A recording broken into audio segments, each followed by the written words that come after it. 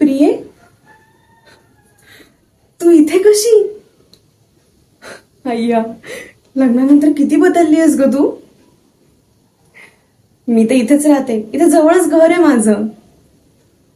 हो, पण तू मला लग्नात नाही बोलावलं. हा,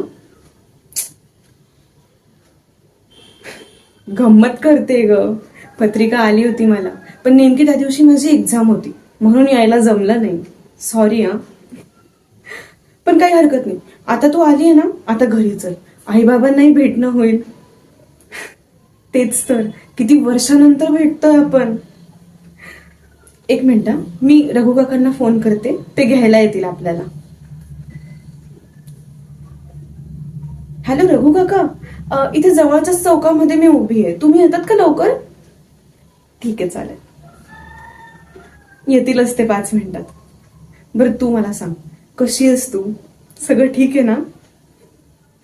तेच तर, शाळेचे दिवस इतके आठवतात ना, किती धमाल मस्ती करायचो आपण. हो ना, मस्ती करायचा एक चान्स सुद्धा सोडला नसेल आपण.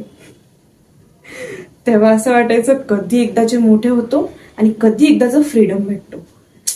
पण खरा फ्रीडम तो तेव्हा होता, न कसलं टेन्शन, न कसला ताण, फक्त मजा, मस्ती आणि वाटेल ते करा.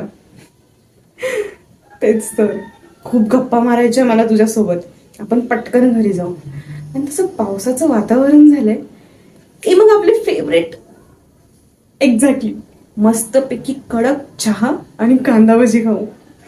ठीक आहे? हो हो, मग ऑफकोर्स. रघु काका आले, चल.